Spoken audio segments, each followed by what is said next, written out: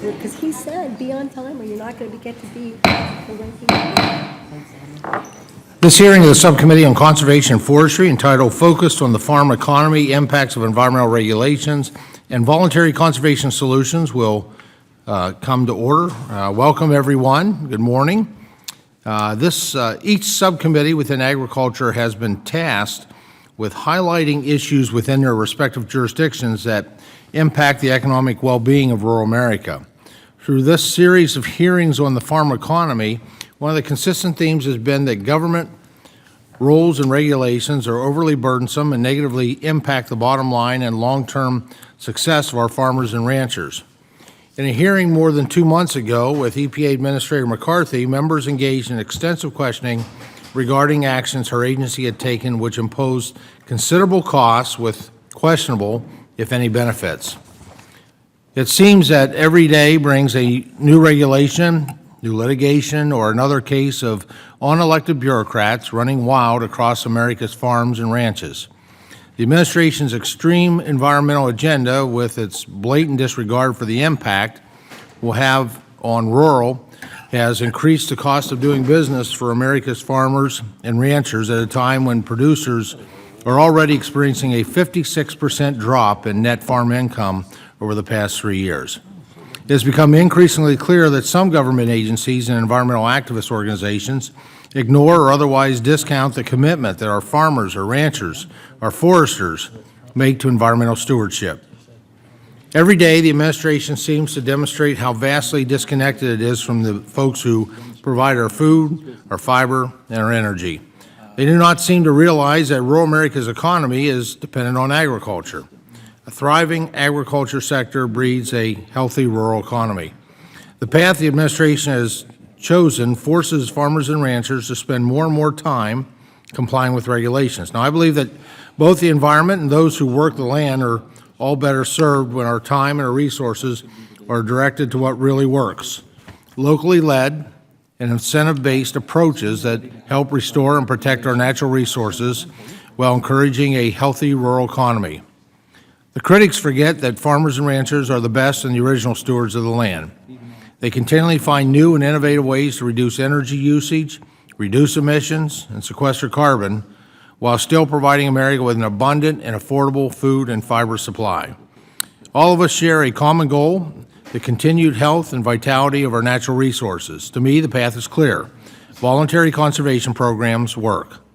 If we want a real solution to cleaner natural resources, then we should continue to focus on incentives, innovations, and research that stimulate the rural economy, not backdoor energy taxes, mandates, and more burdensome regulations.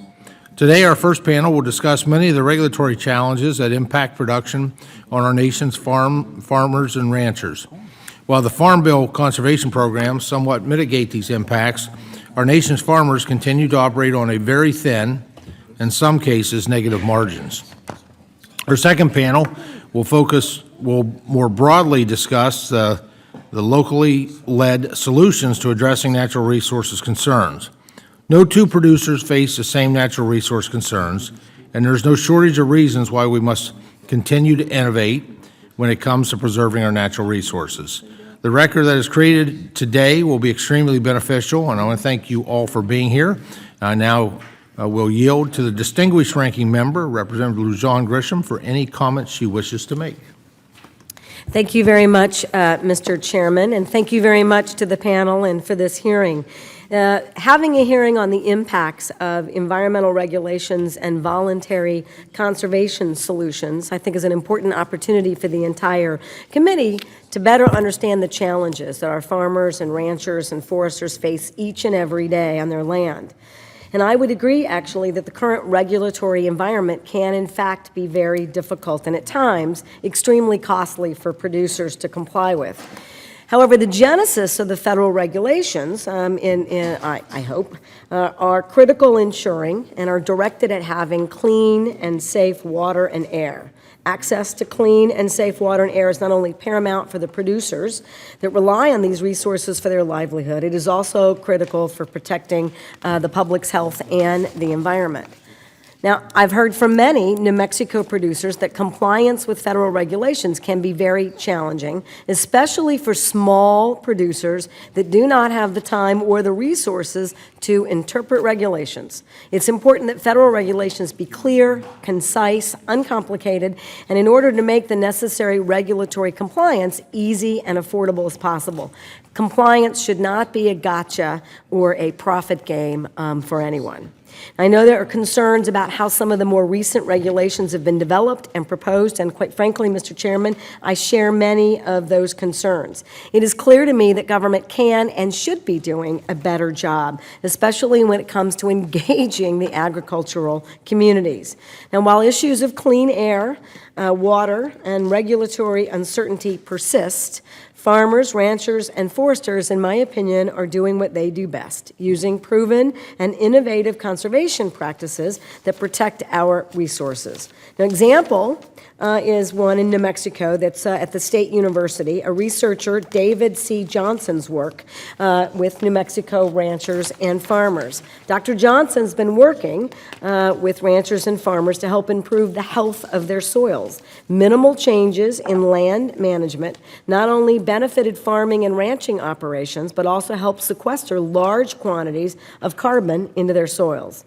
This conservation practice could help reduce greenhouse gases and help states meet carbon dioxide reduction requirements per the Clean Power Plan 111D rule.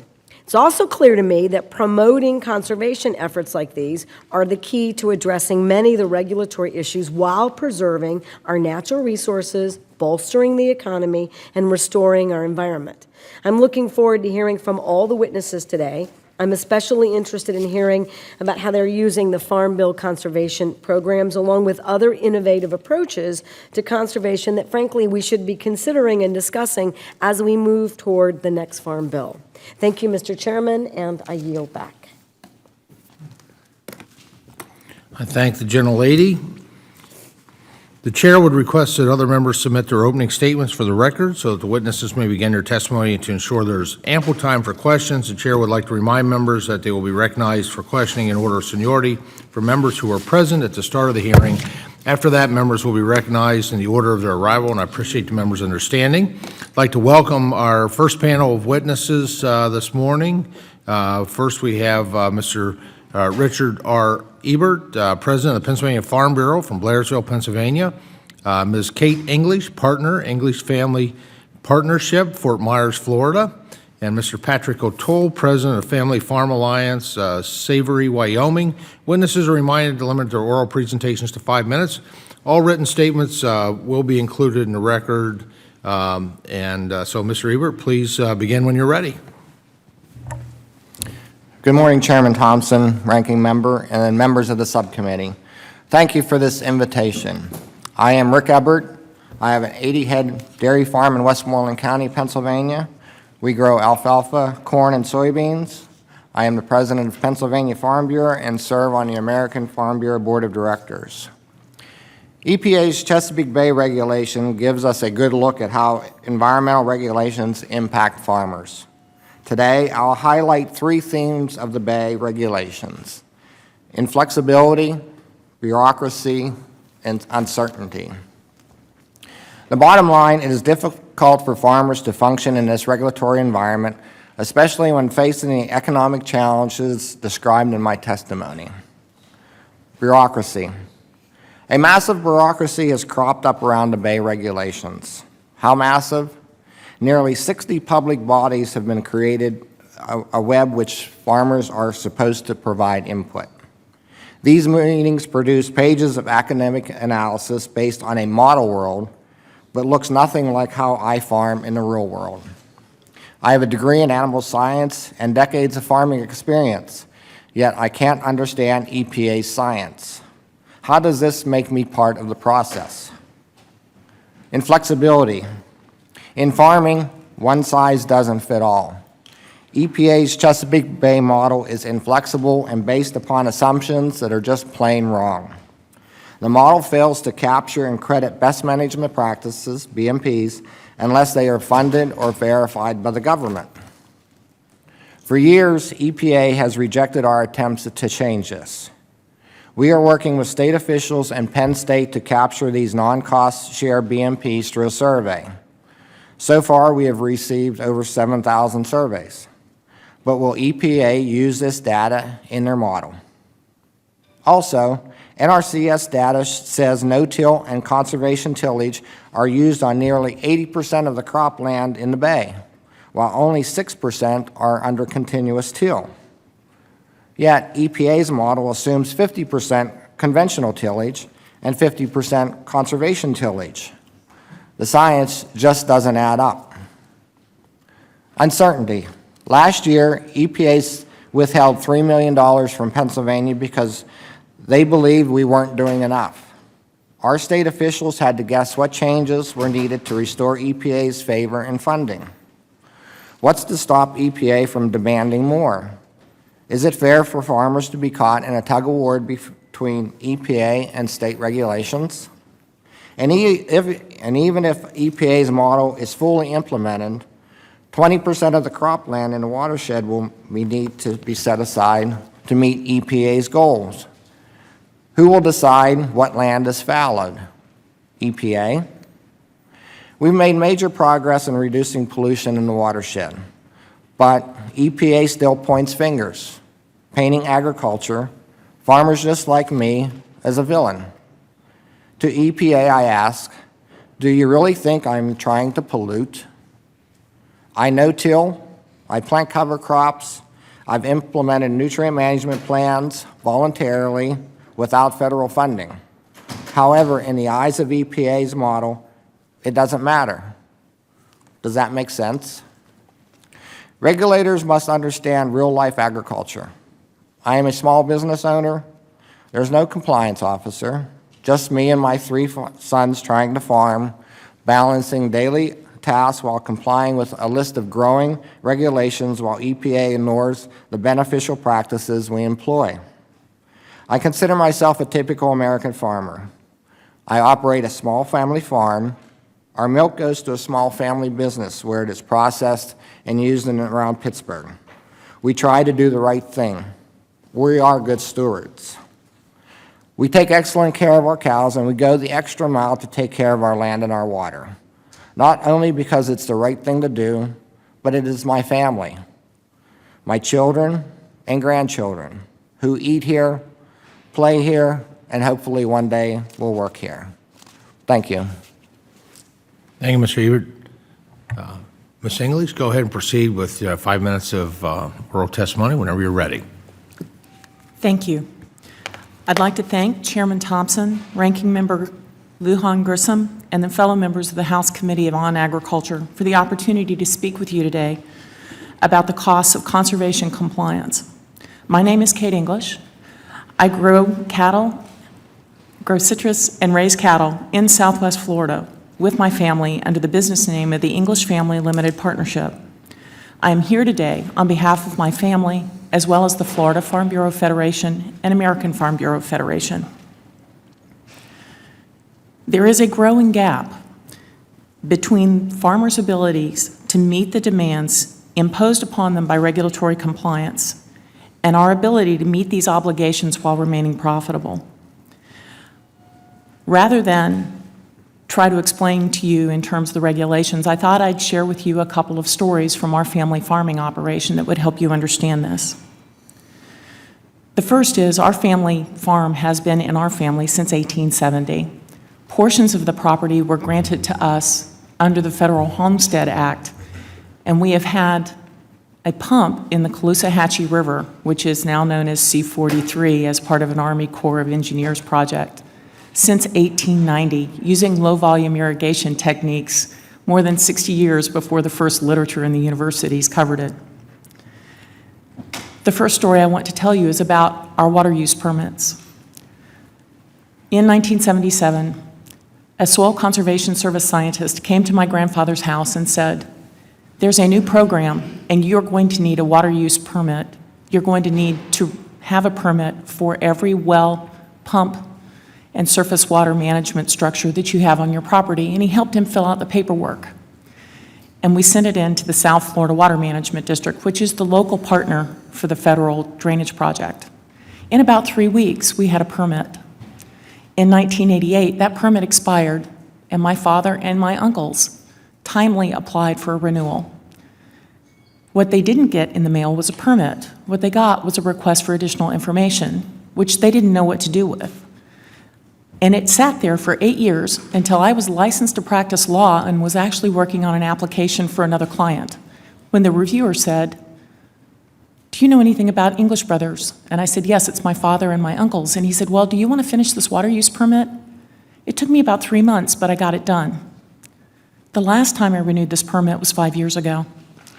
I am an environmental permitting attorney.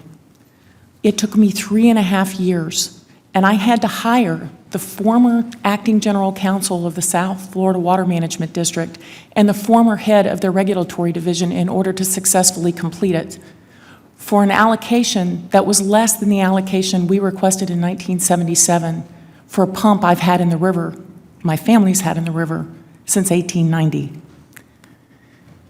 The second story I want to tell you is about citrus greening. And we are struggling to survive. 80% of the trees in 90% of the groves in the state of Florida are dying of citrus greening. Congress has been incredibly generous to us in terms of research dollars. We just need to hold on until the research money works. Unfortunately, our friends at EPA are considering delisting the very insecticide that we need to control the one insect that vectors this disease, the Asian citrus psyllid, which is an invasive species to Florida. It's not native here. We can't survive without controlling this psyllid population.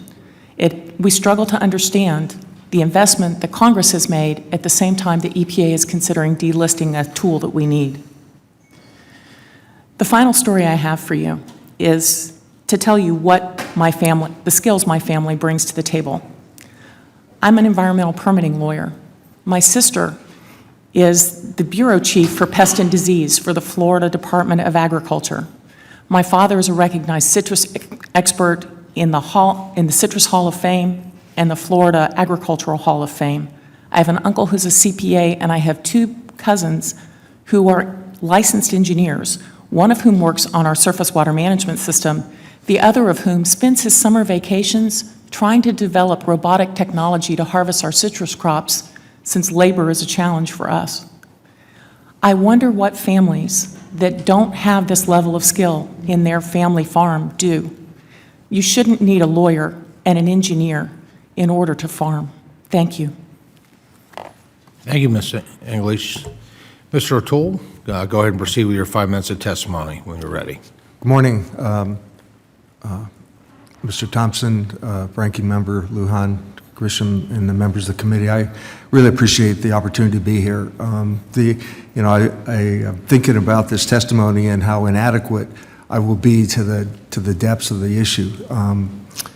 Our family started ranching in 1881. We're cattle and sheep ranchers and raise hay in the Colorado-Wyoming border.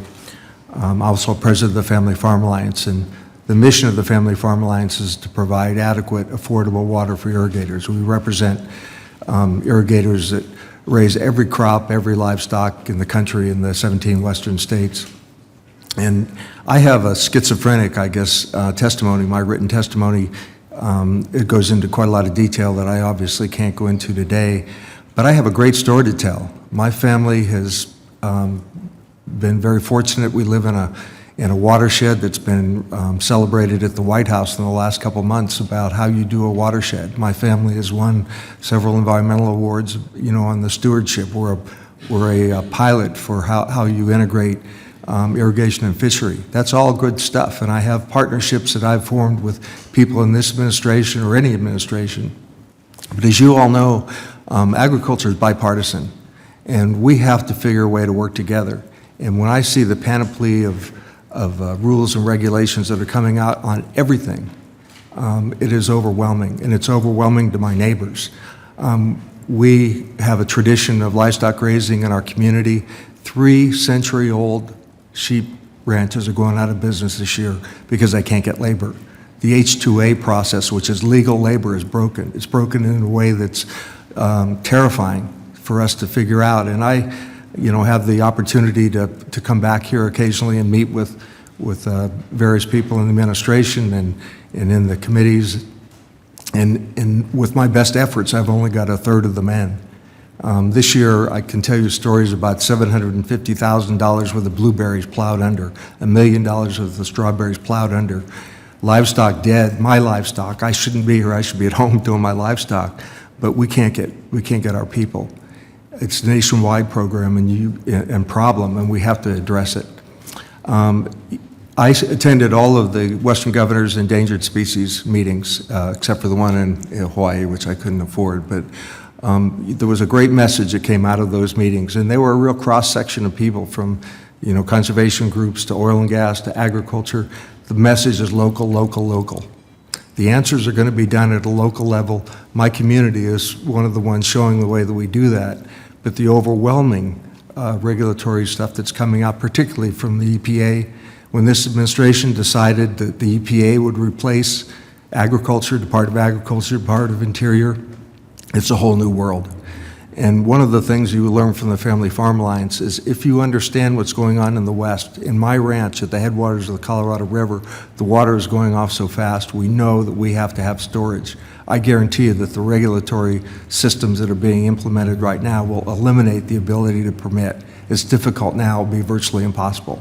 That's why your role is so critically important right now. I think you've probably all heard this. I spent this weekend with the American Farmland Trust. My son's on that board, and they allowed me to sit in. One of the most chilling descriptions of American agriculture right now is the fastest growing category of farmers in America is 70 and above. The fastest losing category is 35 and below. And if you ask me, I've spent a year on a thing called AGREE in this town. Probably some of you are aware of it. How do we feed 10 billion people sustainably? And so I've had access to all of the information that's being presented.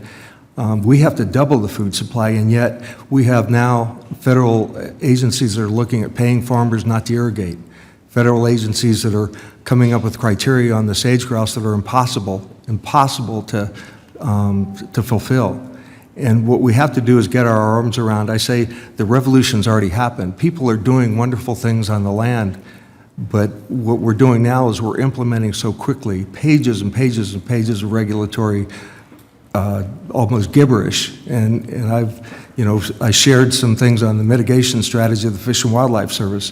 Both people on the left and the right read them, and they can't understand them because it's not quality, it's not interconnectedness of the committees and the parties, it's a agenda being driven. And I would just ask you with all my heart to think about how important it is to keep this American agricultural structure together. Thank you very much. Thank you, Mr. O'Toole. We'll proceed with the questioning now by the members. Each member will have 5 minutes for questioning. I'll take the liberty of going first. And since Mr. O'Toole, your remarks were the freshest, I'm going to start with you. You had described your written testimony as being a bit schizophrenic. I connect well with that because I think you really come from different perspectives with your testimony, and certainly with your oral testimony, and where we're here really looking at the impact of existing regulations on the farm economy, but sometimes it's the inaction by Congress as well. So I'd like to really address the point you made with at least 3-century-old sheep farms, I believe you said, that Yes, they're kind of out of business now, largely not because of market demand conditions, but available workforce. And we know on this committee, we're very aware that making sure our farmers and ranchers have access to a reliable workforce is so important for what we, for us to be able to have food security and fiber security, food, fiber, energy, all those things. So just real briefly, I guess, what recommendations as it relates to workforce, what do you need and what recommendations would you make? Well, what's so curious about H2A is it was a program that worked for our family and for our industry for 40 years. And it's not only the fact that we can't get the sheep herders and the workers, it's the shearers that come mostly from overseas, and they can't get their visas also. And so what I understand, and I have been in communication with H2A and frankly the State Department, because it's an international issue of how these men get allowed to come into the country in a very regulated way. They're overwhelmed by need. I spoke at the Farm Foundation recently, which is not the West, and talked about the fact that these lack of workers is every state in the union. And when I mentioned blueberries and strawberries, those are East Coast events that have happened. The Family Farm Alliance represents the entire western United States, the Central Valley of California, and we could be in the H2A discussion business. We're doing water, but every single member of our 22 people short, 100 people short, 10 people short. So I think some of it's budget. I absolutely do believe it's some budget because they are receiving a lot more applications for people, but I think that there's a real need to streamline the, and I try not to be cynical, but the way that it has worked in the last year, something that worked for 40 years, it feels like there's a contrived dissonance where it was designed to not work this year. So streamlining and some budget issues, I would say. Thank you.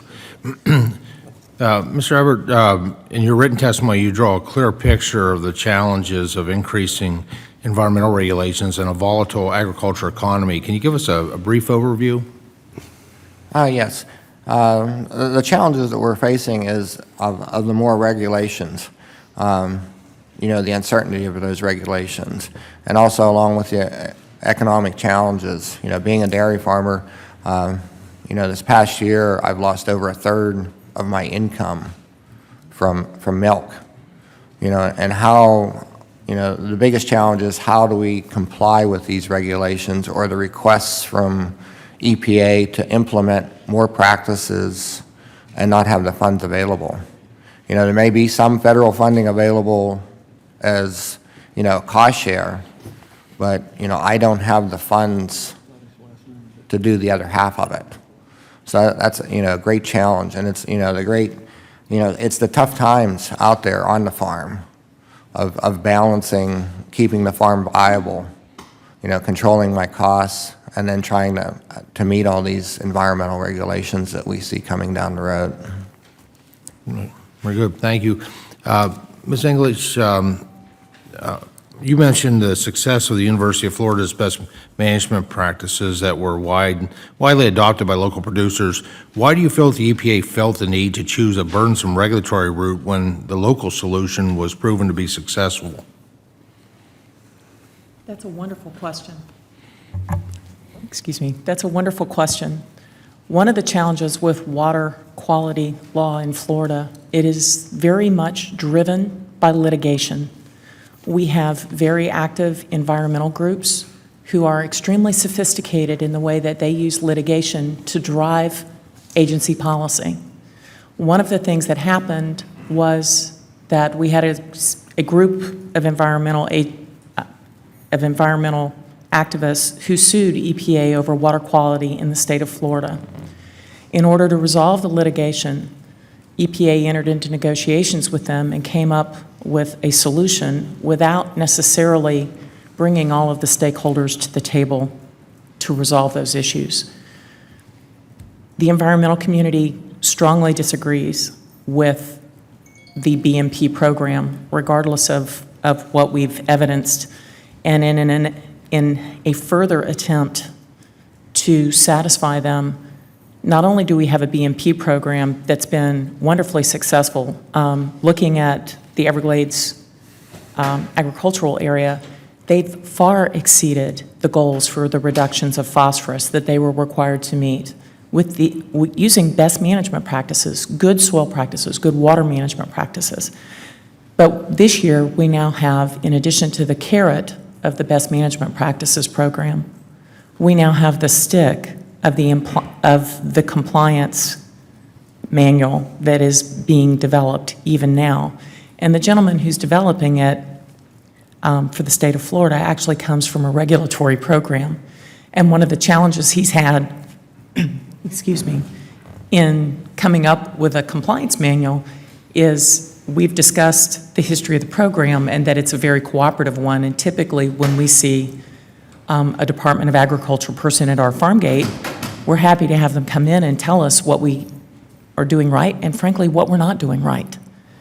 But once this manual's in place, it will be a matter of a compliance and a non-compliance. and a notice of violation, as opposed to a program where we're working hard to improve the water quality for the people of the state of Florida. Thank you very much. Now please recognize the ranking member for 5 minutes.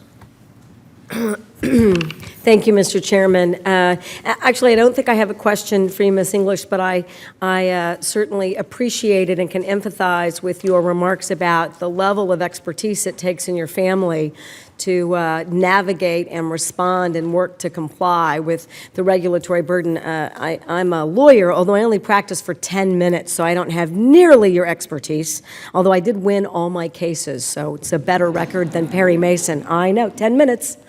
Do what you can, but my background's in healthcare, and I feel the same way. You shouldn't have to have a healthcare legal background in order to read your explanation of benefits or to try to navigate my bill, let alone deal with the decisions for consent in a healthcare system.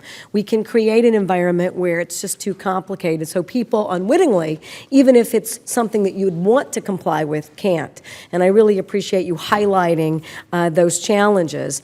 I think my question really is, again, for Mr. O'Toole, and I'm looking for the right balances. I understand unequivocally that when we work too hard to create a regulatory environment that's just really focused on the rule of law or the letter, that we don't encourage or incentivize or create innovation or work to create partnerships that really do make a difference. And I was struck by your statement that, you know, the USDA, now that their role has been minimized by EPA, particularly in water quality, but I understand how that happens. So in my state, I've got two issues. One, we're a drought-ridden state, and if we don't figure out different management practices, including irrigation, which I support as a water system. I mean, it's a 400-plus, probably older than that, system in New Mexico, but we're one of the mega drought states, so we're going to have to figure out what we do about that.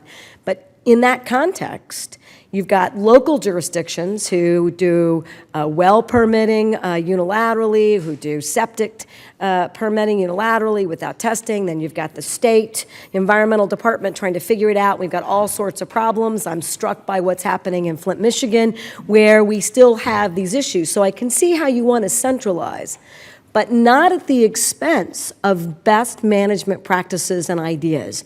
How do we get more stakeholders at the table, and how do we create the balances that you are starting to talk about as this committee really works to talk to our partners about making sure that we're investing in your expertise, not moving away from it?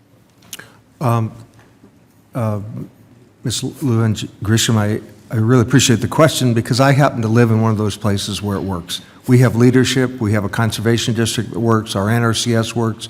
I live on the state line, so we have BLM and forest in 2 states. I have double the regulators of most people. And yet, what you have to do first is you build trust. It's all based on trust. And my leader says people support what they help create. That is the key to everything in the future, because of the need to work on local watershed levels where you use the tools that we have. I was on 2 congressionally mandated NRCS oversight groups. Only 17% of farmers are using NRCS. We have to figure a way to build that trust. And frankly, a lot when I ask my members in the Family Farm Alliance or my neighbors that don't use it, they just feel like the system is just so disjointed from their lives and so much paperwork. And I can tell you, I do it. I'm 25 miles from town. I can't tell you how many times I've run back and forth to sign papers that the people in the office say, please get me out of the office. And I have greatest respect for Jason Weller, the head of NRCS, what he's done with the sage grouse and integrating USDA and Interior as a model for the future. But somehow we have to get these people that are on the ground on the ground with ranchers and farmers to come up with solutions. What I learned in one interesting, we were asked, my leader and myself were asked to go to another place and talk about our successes in birds and fish and irrigation, and everything we do has a balance. We do both production and conservation. Our rule is we don't trade off one for the other. And we had 70 people there at that meeting, and we thought, boy, it really went well. And we asked where were the private landowners, and there were none. And 5 years later, they haven't done anything. And so you have to trust the private landowners, especially in the West where you have the mixed ownership.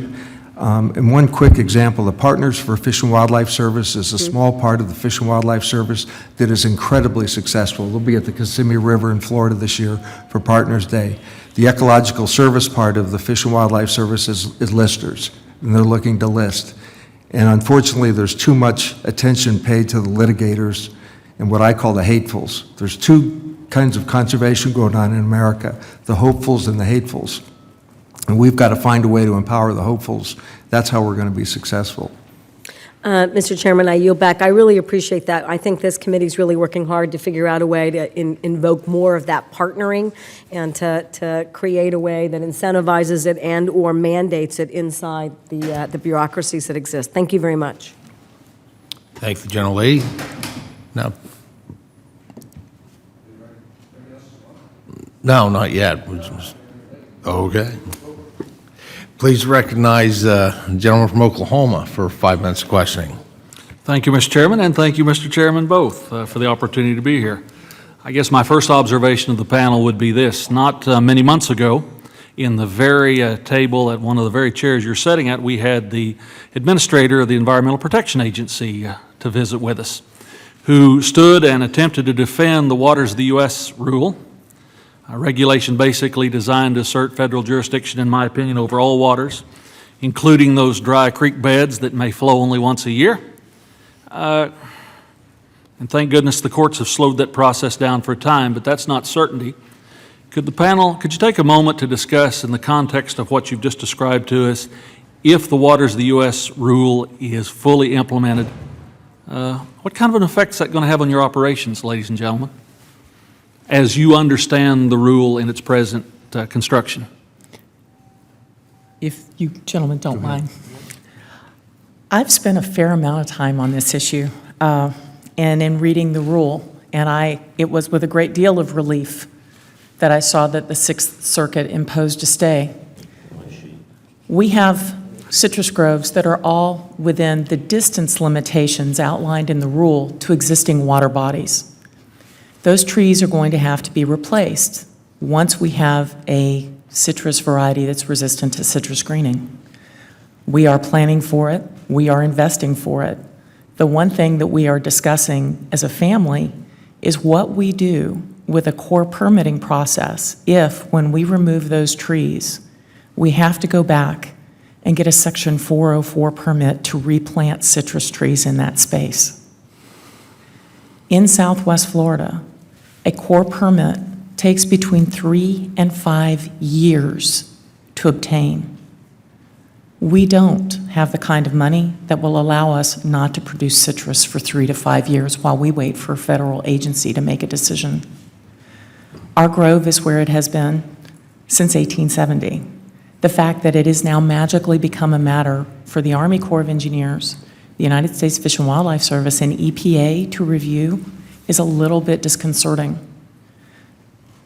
I'm not sure how we would deal with that. If the rule is approved as it's written, in my opinion, we may be unable to replant our groves. Which ultimately means the consumer that has enjoyed the most consistent, awesome citrus products from the southern United States for generations, ultimately the consumer will pay a price too, correct? But not with the availability of those products going away. So it's not just the effect on farmers, it's the consumer too who will ultimately pay a price. It's a terrible price to the consumer, and it's a terrible price to the industry that has always embraced a wide diversity of interests, from very small farmers to very large farmers. And in the Florida citrus industry, we have large corporations, but they're owned by families, typically, who are farming citrus. We are now the second largest producer of citrus in Lee County, Florida. I can remember when we were one of the smallest. The larger ones are gone, the smaller ones are gone. And it is because of these changes. Mr. Ebert, Mr. O'Toole, any observations? Yes, sir. I'd mentioned in my testimony and in my written testimony the effect on storage. Our valley built a 23,000 acre-foot reservoir within the last 10 years. I worked pretty darn hard on it. It took 14 years to permit.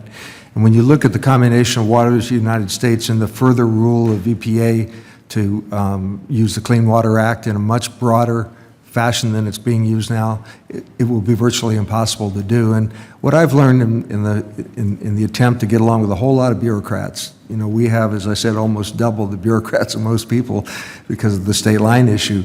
It is so office-driven, and it's personality-driven, and the interpretation of the rule, as I read it, is so broad that there are an awful lot of good people, but there's some that aren't.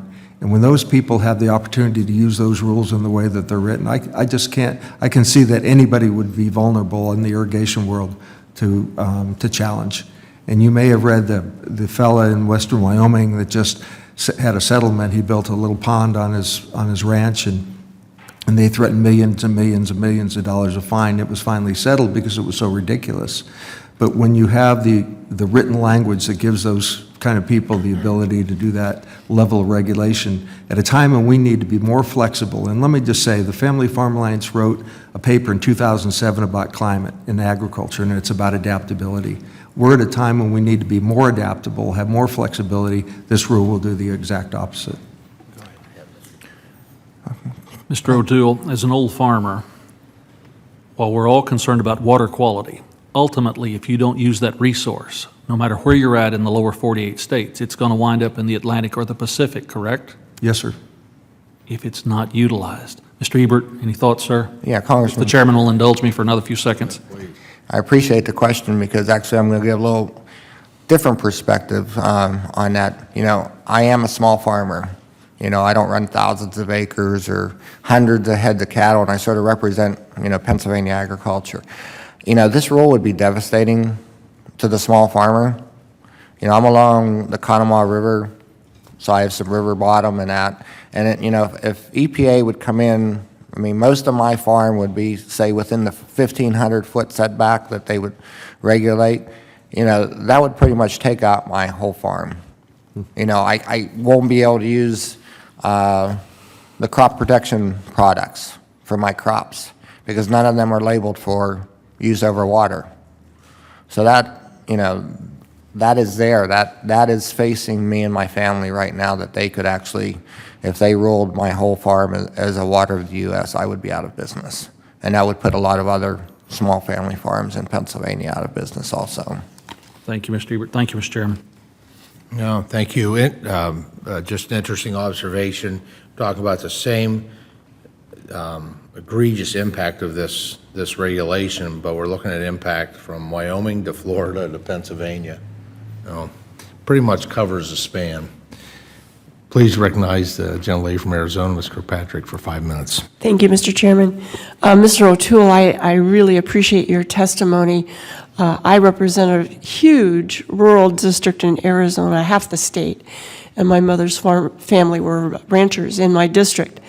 And water has always been an issue that we've had to deal with, and so many complexities, and something I spend a lot of time thinking about. But I just have to tell you, a couple of years ago, I was driving from Flagstaff, where I live, to the eastern edge of my district with my legislative director, and we crossed the Little Colorado River, and she said, "What was that?" And I said, "That's the Little Colorado River." And she said, "That's not navigable."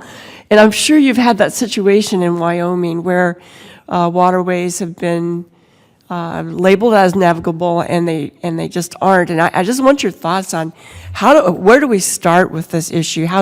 There seems to me to be a disconnect between what works maybe in Florida and the water you have in Pennsylvania and what we don't have out west. And you seem very common sense and pragmatic. I'd just like your thoughts about where do we start here?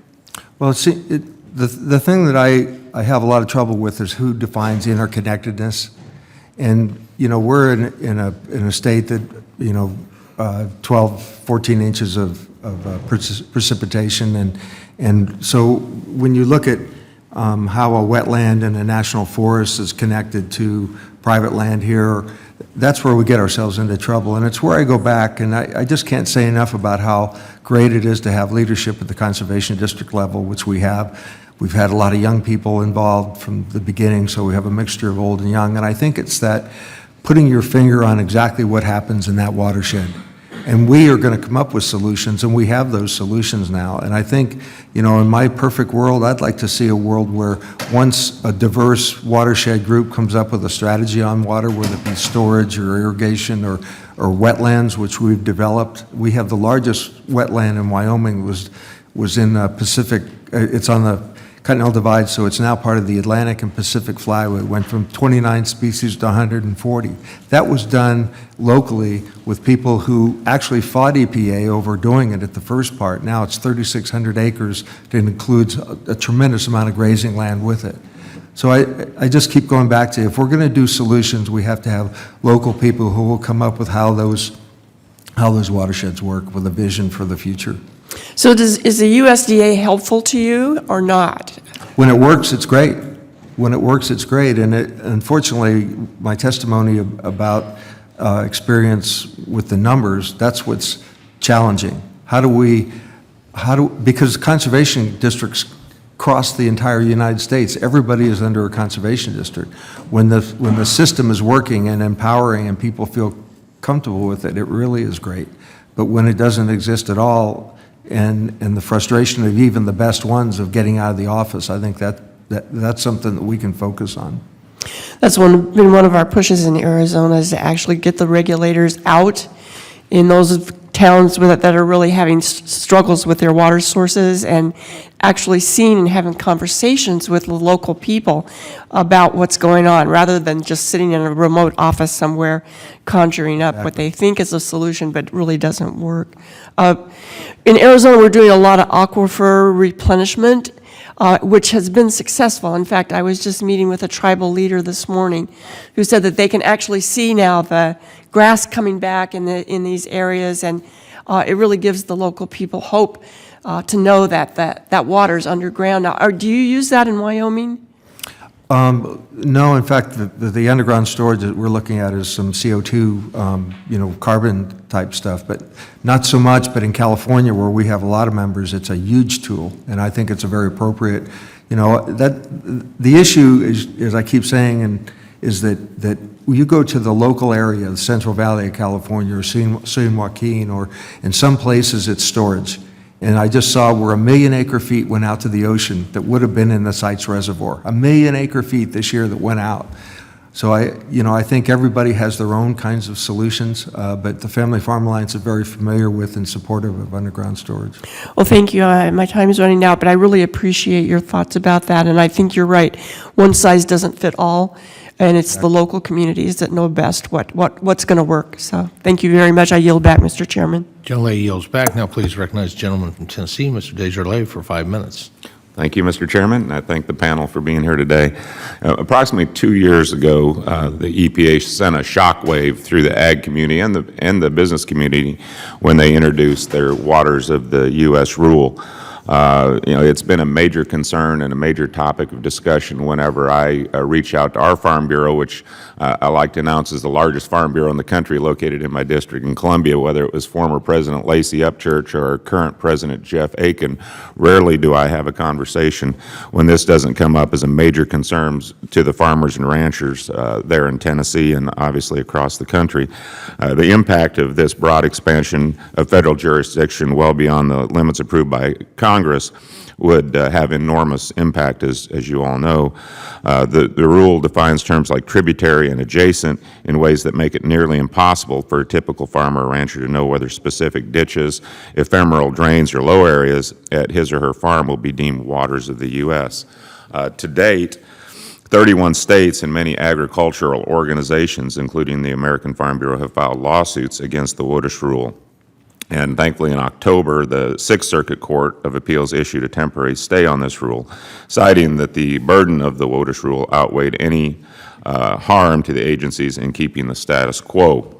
I, along with many of my colleagues on this committee, have joined these groups in calling for the EPA Administrator McCarthy to scrap this regulation and require any similar proposals to be developed only after significant consultation and input from states and local stakeholders, such as you who are here with us today. Before developing any such rule, what does the EPA need to do better to reach out to farmers and to understand their practices? And I'll just go down the panel, starting with Mr. Ebert. Okay, thank you for the question. I think EPA does have to sit down with the farmers. And instead of looking at enforcement, let's work together at solving the problems of water quality and water issues.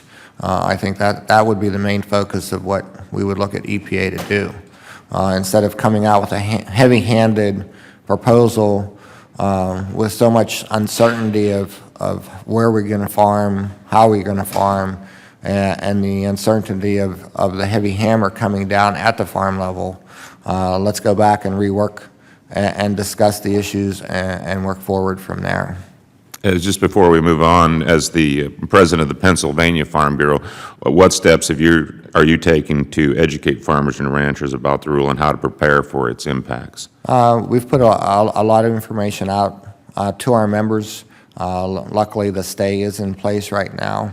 But there is so much uncertainty of how the rule is going to affect us. Sort of as I stated before, if EPA came in and ruled my farm, a waters of the U.S., I would be left in the dark of what to do next. Thank you, Mr. Ebert. Ms. English? Thank you for this question. I think it's helpful to hear what happened when my state president, John Hoblich, and I met with the EPA Ag Liaison a year and a half ago when we were in Washington for a Farm Bureau meeting. And we had specifically requested a meeting to discuss the Waters of the United States rule, which at the time was in development, and what it would mean for Florida agriculture. What specifically we were interested in understanding what EPA wanted to protect and what they felt was not already being protected by the rule. We got into a room that had not just the Ag Liaison, but a virtual panoply of agency people who demanded to know why we were there and then explained to us that they had nothing to explain to us and that we needed to just leave. Florida is a real challenge from a water perspective. We're a wet desert. We go through periods of time where we have 40 inches of rain in 3 months, but we may also go through a period of time of 4 or 5 months where we get a negligible amount of rain. We have a tremendously managed system. Using the language that EPA had published, from our perspective, virtually all of the state became jurisdictional for purposes of Army Corps of Engineers permitting under Section 404. And given the endangered species issues that the state of Florida also has, requires that every single Corps permit, even a nationwide permit, go to consultation with the Fish and Wildlife Service for the protection of these species. Case in point, the Florida bonneted bat, which is newly listed. We don't know what to do to protect it. We don't even know where it likes to live or breed or feed. But we are responsible for generating the data that will help them understand how to develop a mitigation program for it. Right now, if I send a file to the Corps and they put a public notice out, if it has a Florida bonneted bat issue, the earliest a staff person can get to opening the file, not reaching a decision, opening the file and looking at it and asking me if there's additional information is 360 days. Thank you. My time has expired. Just Mr. Toole, perhaps you get a chance to respond in a later questioning. Sure. Now I recognize the gentlelady from New Hampshire for 5 minutes questioning. Thank you very much. I have sympathy for the issue about the bats. In New Hampshire, it's called the long-eared bat, and I'm working with my loggers right now to protect the long-eared bats, learning all kinds of new words about bat colonies, et cetera. I'm actually going to yield to the chair, who has a little bit more testimony and questions. I'll save my questions for the second panel, but thanks for being with us. I yield back. Yield back to you. To me, thank you. Gentlelady yields. I appreciate that. Mr. Ebert, WOTUS, we've heard, obviously the universal issues with WOTUS, but I know from a Pennsylvania perspective, we've been dealing with water-related regulations long before the Corps of Engineers and the EPA imagined this single largest taking of private property rights with WOTUS. And that came in the form of the Chesapeake Bay regulations. And so my question for you is, you spoke about a few key challenges of the EPA's Chesapeake Bay regulations. Which do you think is the biggest problem for agriculture? Well, I think it's both inflexibility and uncertainty. But I think the biggest problem lies with the model. There's so many false assumptions with the model. It doesn't deal with the real world. And it's such a moving target already. I think they may be on version 7 now with this model.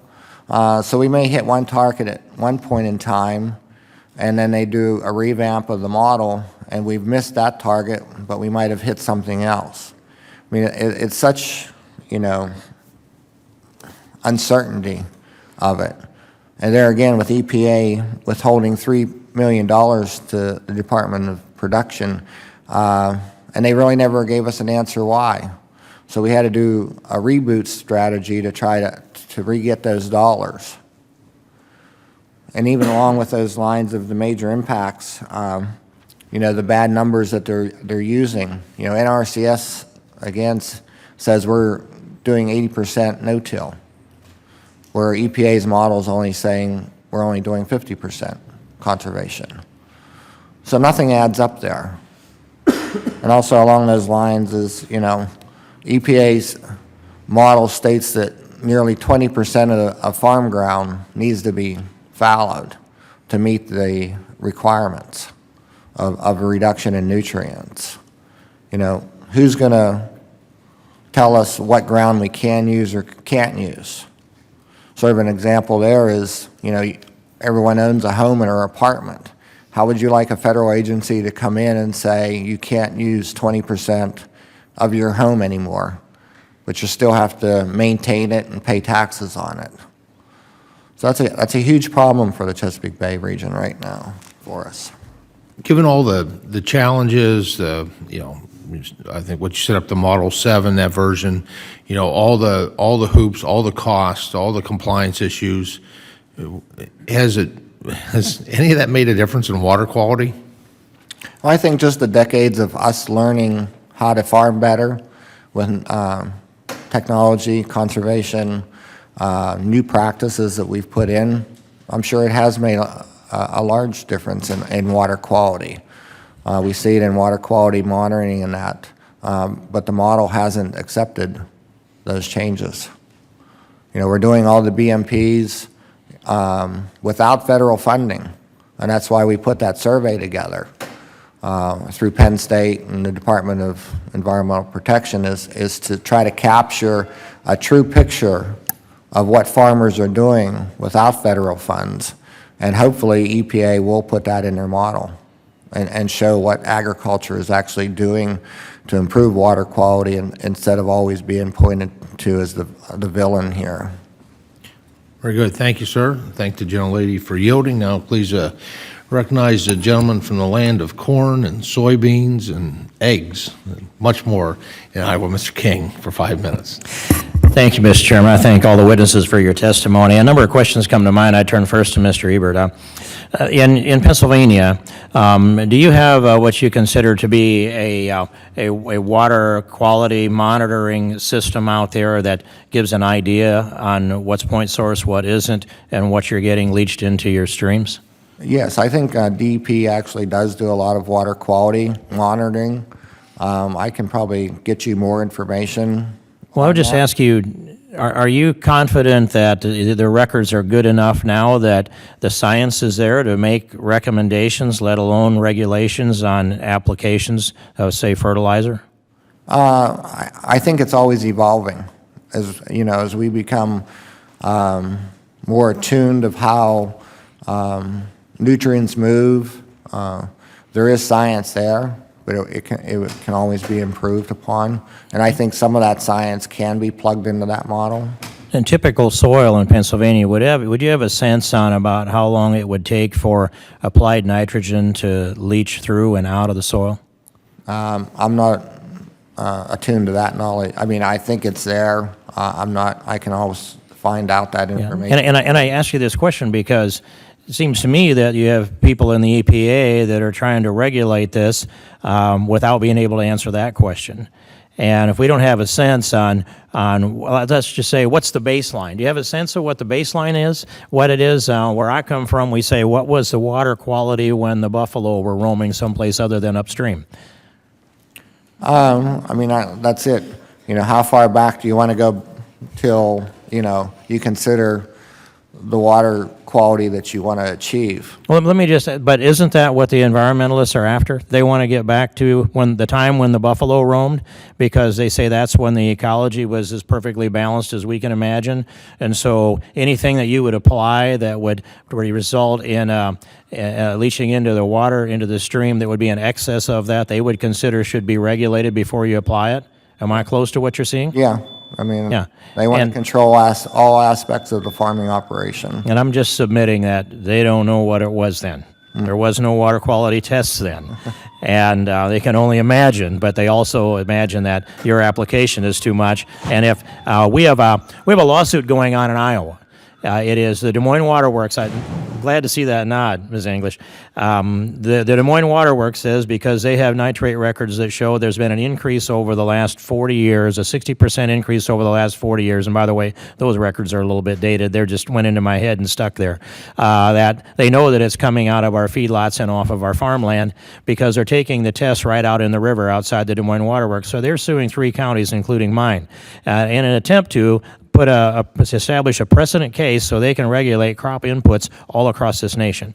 I want to just put that into the record, and I ask Ms. English, you're faced with the acuteness of it in phosphorus down there in Florida. I hope we can help you with that. And I'm quite impressed that the family farm goes back that far and that your family linkage goes back that far. I want to see that continue. Do you see solutions coming for the phosphorus problem? Yes, I do. I think that in the state of Florida, and I think to Mr. O'Toole's point, the local focus is absolutely key.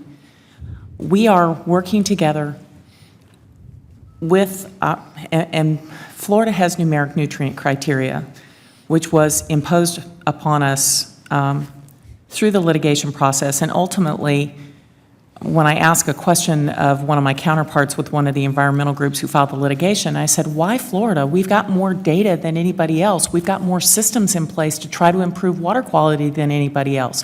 Why us? And he said, well, because I had the data. Okay, that was an interesting approach. But from this point, when we're using best management practices, when we see what's happened in the Everglades agricultural area, and they have so far exceeded the goals for phosphorus reduction. And the response from the environmental community was not, that's great, what terrific land management. The answer was, well, we didn't reduce phosphorus enough. What is enough? Is it enough when we can no longer biologically meet the reduction standard? And that appears to be the answer.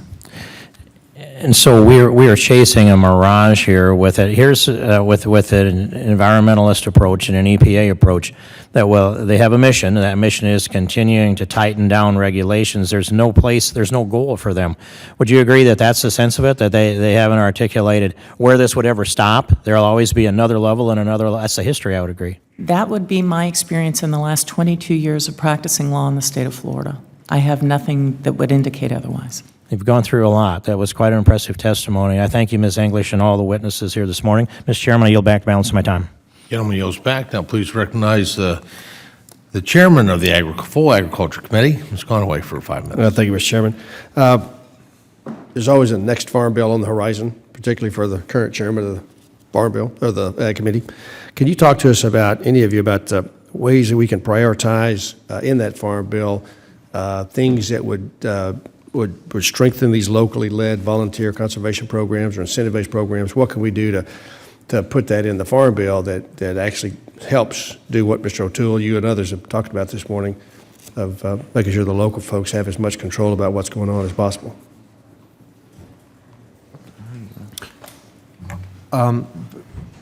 I've mentioned the Partners for Conservation, part of the Fish and Wildlife Service. That's an interior issue, but I think Going back to Mr. Weller and his vision of combining USDA and Interior onto this, I think that's an important set of relationships that is, when you base them on agricultural production, and we all know we're supposed to double the food supply, we don't have enough young people coming in, but if you understand that the relationships of the cross-section of agencies, what we've allowed ourselves to do is, as I mentioned earlier with the EPA, is take the relationships that farmers trust and turn them in relationships that farmers don't trust. I know the NRCS refused to be the policeman for the EPA recently because it would undermine all that trust that we built over all the years. So I think make sure that we understand that establishing trust and realizing nothing happens tomorrow. It took 10 years in our valley 30 years ago to begin a process of trust, and I would say that would be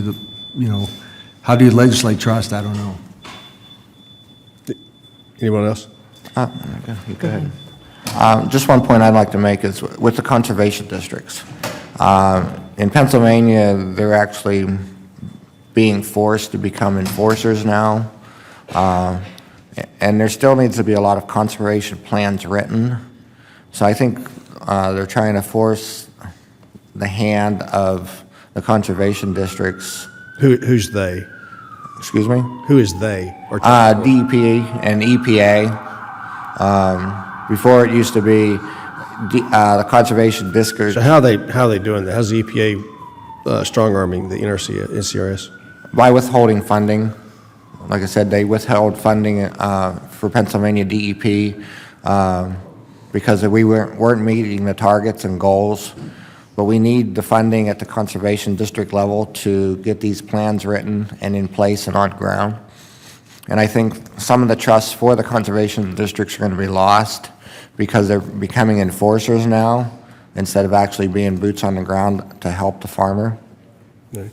Talk to us a little bit real quickly about the, I'm a CPA, and you guys need to make money to stay in business. And so how does conservation projects that fold into your bottom line, or are they ways that you can do them so that it does, in fact, has a positive on your bottom line, or are these things just are costs on top of what you'd otherwise do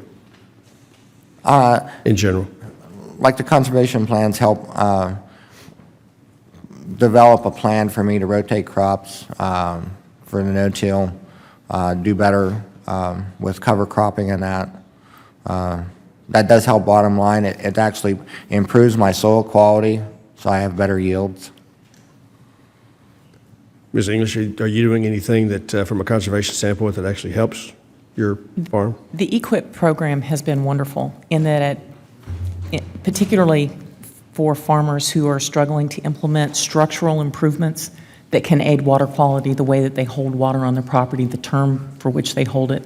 The EQIP program has been very helpful for that, especially for small farmers who I work with. The other program that's been helpful is the conservation, used to be reserve stewardship. It's kind of gotten into an interesting space in the new Farm Bill. But that program that provides funding to help them implement good management practices and learn those management practices has been hugely helpful to me, particularly with my smaller farmers. And by those, I mean people who are producing very small quantities, but very important to the diversity of our farming community. Mr. O'Toole, anything quickly? Yeah, I'd just say that the mill levy capability that's used, we use it in our district. Conservation districts have that authority. When that's used, and in my case, with a real good leadership, they're leveraging those funds 5 to 1, coming from different places. That's been one of the reasons we've been able to be effective. Chairman, you're back. Thank you. Chairman yields back. I'd like to thank first panel for all of your experience, your time, your expertise. It was just, I think all of us found your testimony very, very helpful. And so I'll dismiss the first panel of witnesses today, and welcome to, I'd like to introduce, welcome to the table, and as they're getting set up, I'll introduce our next panel of witnesses.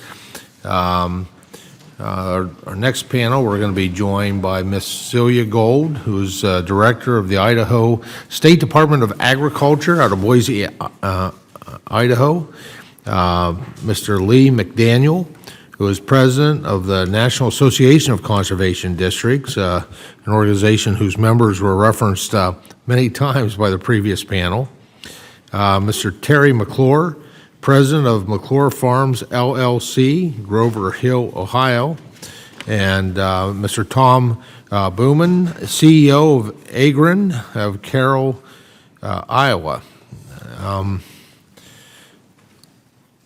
Looks like we have the panel's been seated. Welcome, everyone. Thank you so much for accepting our invitation, coming at some long distances to be here today, to be able to share your thoughts, your experience, your testimony as regards to the impact of regulations, specifically and agriculture on the rural economy.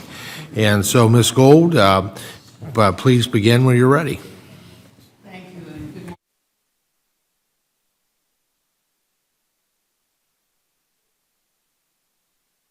On voluntary conservation efforts. I have submitted written testimony for the record. I am Celia Gould, Director of the Idaho State Department of Agriculture, and I also represent NASDA, the National Association of State Departments of Agriculture. My department is tasked with implementing the majority of regulatory programs affecting Idaho agriculture. Over 60% of Idaho land is managed by a federal agency. That land ownership and divergent management strategies present unique challenges to our growers. This scenario often makes my department the middle ground between federal land management and the needs of agriculture on the ground. We need to have officials who make sure that everyone plays by the rules, but just as importantly, we must support an environment where citizens can seize opportunities for voluntary conservation without bureaucratic roadblocks. I'd like to highlight just a couple of examples. Idaho's ranchers are on the front line when it comes to managing that careful balance.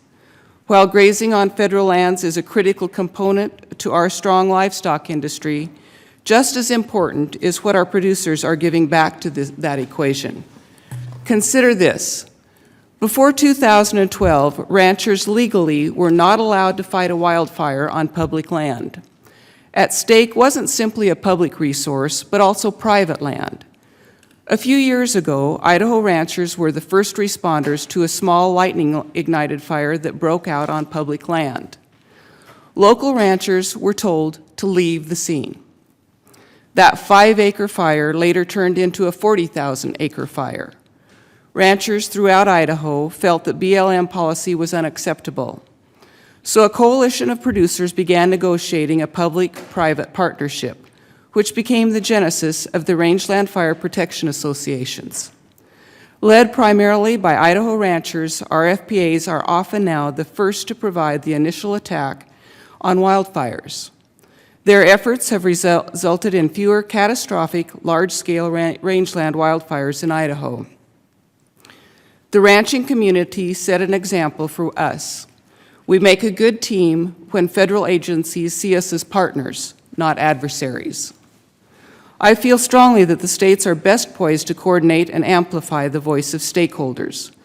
To further voluntary conservation, states must serve a more prominent role in the early development and implementation of federal programs. Take Idaho's lauded sage-grouse plan, which initially appeared to be on a good track. Idaho built a plan based on broad input from industry groups, conservation organizations, as well as county, state, and federal agencies. The outcome was a locally derived, scientifically defensible management plan that was eventually selected as a co-preferred alternative in the BLM and Forest Service's EIS. Months of collaborating with the Idaho BLM office and key stakeholders led Idaho to genuinely believe the state-federal collaboration was going to be a success. However, the plan was changed in the 11th hour. What began as collaboration ended with a unilateral decision from a federal agency that fundamentally changed the plan and turned supporters to adversaries. Idaho is now embroiled in litigation with the federal government over its handling of the sage-grouse listing decision. I voiced some of my concerns. Now I'd like to highlight some possible solutions. Increased productivity, stewardship, and conservation in agriculture are a result of voluntary efforts as well as public and private investment in research and innovation. But who among us will take on these challenges if our hard work is met with intransigence or flat refusal by federal agencies which seem to prefer top-down management directives contrived in offices instead of on the ground? This pattern has to change. We need federal partners to consider doing more of the following. First, engage the states. Second, improve economic analyses to account for real costs. Third, incorporate flexibility in regulatory programs. And finally, renew focus on best available science. An example of this model is the NRCS Regional Conservation Partnership Program, which unites partners toward targeted conservation goals. Federal agencies play an important role in the day-to-day lives of Idahoans, but they don't have the greatest stake in the future of Idaho. The people closest to the land do. Farmers and ranchers are thoughtful stewards. I'll look to them and their love of the land as our best chance of meeting growers' demands for resources while protecting the careful balance which makes Idaho one of the greatest natural landscapes in the world. Thank you today. I appreciate your attention. Ms. Gold, thank you so much. Mr. McDaniel, go ahead and proceed with your 5 minutes testimony when you're ready. Good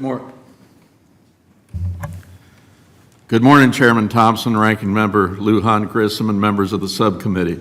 Thank you for the opportunity to testify this morning on the impacts of environmental regulations and voluntary conservation solutions. I am Lee McDaniel, President of the National Association of Conservation Districts, and I currently operate a corn, soybean, and alfalfa farm in Darlington, Maryland, where I implement a variety of conservation practices, including grass and wooded buffers, grass waterways, strip cropping, and no-till farming. I've been involved with conservation districts since 1997 when I first served on my local district board. NACD represents America's 3,000 conservation districts and the 17,000 men and women who serve on their governing boards, as well as their respective state and territory associations. Conservation districts work with cooperating landowners and operators in all 50 states to help manage and protect land and water resources on private and public working lands. NACD passionately believes in the locally led, voluntary, incentive-based conservation model. We believe a collaborative approach focused on sound conservation planning and technical assistance for landowners at the local level, coupled with Farm Bill conservation financial assistance, is critical for long-term environmental and economic stability. We believe this approach can help producers avoid the need for unnecessary and burdensome regulations. If voluntary incentive-based conservation is going to be the first line of defense against the need for regulations, then we need to prioritize funding for it. While the conservation community agreed to cuts in the last Farm Bill, we must admit that every conservation dollar taken from the hands of farmers makes regulation more of a possibility. We must see the conservation title as a tool to mitigate risk of environmental concerns and costly regulatory approaches. Environmental regulations many times do not take into account that every acre of land needs its own prescriptive conservation plan to meet that land's needs. Under a locally driven voluntary conservation system, landowners can work with conservation professionals to tailor a conservation plan to the specific needs of their land. Under a regulatory approach, the most critical resource concerns on a particular operation may be ignored or may not pertain to that piece of land. Time and again, the collaborative, locally led conservation approach has shown to work well, addressing a variety of resource concerns. A great example of this can be found in Conservation District's works on addressing water bodies that are on the state's 303D list of impaired watersheds. Whether it is using EPA, Section 319 grants, or Farm Bill programs, districts in partnership with other local, state, and federal stakeholders work together to improve quality and remove these rivers and streams from the impaired list. In Delaware, the Sussex County Conservation District improved the water quality of the Gravelly Branch subwatershed by working with NRCS to create conservation plans, provide technical assistance, and develop EQIP contracts for local producers. Additionally, 319 funds were used to assist in developing and implementing the Conservation Reserve Enhancement Program in the area. The Huntington County Conservation District, located in Chairman Thompson's district, partnered with local stakeholders in the EPA's 319 grant program to restore Miller Run after it was added to the state's 303D list. This conservation district worked to implement abatement and treatment systems that resulted in a significant improvement in water quality and can now support a healthy brook trout population. Local management of habitat and species preservation rather than top-down approaches have also shown success with the Endangered Species Act. In 2006, the New England cottontail was identified as a candidate species for ESA protection. Since then, conservation districts, as well as a host of other partners, have worked collaboratively to rebuild its habitat. As a result of these efforts, the population of the New England cottontail increased dramatically, and in 2015, it was removed as a candidate species. A new addition to the last Farm Bill is the Regional Conservation Partnership Program, which provides a unique way to promote coordination between NRCS and regional partners to address resource concerns.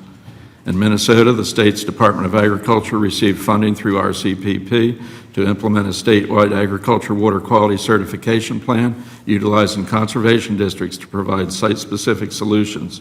By becoming certified, producers can receive regulatory certainty that their operation meets all state regulatory requirements for the next 10 years. Working with the districts has provided landowners a level of trust and familiarity that has allowed this program to be successful in a short period of time, and proof of this success can be seen the reduced sediment load, nutrient runoff, and soil erosions. None of these examples would have been successful without consistent funding for technical and financial assistance to landowners. Sound conservation plans developed on the local level in coordination with landowners and conservation districts, coupled with strong financial assistance, has proven to provide longer-lasting solutions to our nation's environmental problems. I am proud of the continued successes achieved by the men and women involved in our nation's conservation districts, and I look forward to answering any questions that you may have. Thank you, Mr. McDaniel. Mr. McClure, go ahead and proceed with your 5 minutes of testimony. Good morning. Chairman Thompson, Ranking Member Grisham, and members of the subcommittee, I appreciate the opportunity to come before you today and discuss the important issue of voluntary conservation practices in Ohio. My name is Terry McClure. I'm a fifth-generation farmer, and along with my son and my father, I operate McClure Farms, a corn, soybean, wheat, cattle, and swine operation in Paulding County, Ohio. Our farm and our residence is located in the Maumee River watershed of the western Lake Erie Basin. I'm very proud to say that along with multiple other farmers, I have voluntarily allowed edge-of-field water quality testing equipment on my farm for 3 years, providing research on both surface and subsurface drainage. The Ohio Farm Bureau, the corn checkoff, wheat checkoff, and the Ohio Soybean Council, Ohio Agribusiness Association, and others joined together to fund this project at a cost of over $2 million. And it's providing baseline settings, measures, practices, and results. The information being collected is invaluable and will be used to modify Ohio's phosphorus risk index, as well as help identify good management practices. In the past, we had to depend on modeling. And even though our universities and our professionals did their best, the only thing even they could tell you for sure is that modeling wasn't accurate. And we know in the future, if we're going to make changes and do a better job farming, we need to know exactly what comes off our farms. So now we know 24/7, 365 with real tests. While these findings are still being finalized, preliminary results include controlling erosion. Controlling erosion continues to be important. Particulate-bound phosphate makes up over 73% of the total phosphorus in surface runoff. Timing and placement of fertilizer application is important and, in fact, paramount. Incorporation of fertilizer during and after application can result in more than a 90% reduction in phosphorus runoff. Using this data, the Farm Bureau and NRCS Demonstration Farms Project is located in the Blanchard River. There's 3 farms researching voluntary models for new innovations that reduce and prevent agricultural runoff. With me today, Anthony Statler from Statler Family Farms, who is one of the farm owner-operators. He operates 243 acres of corn, soybeans, and wheat, and 7,200 head weaned to finished swine operation, and is further studying conservation practices. They share the results with farmers across the watershed and region, land management agencies, policymakers, the media, and the public. Numerous other conservation measures by individual farmers and farm organizations, and a much more extensive list is in my testimony. But farmers have invested tens of millions of dollars of their own money in establishing conservation practices on their farm.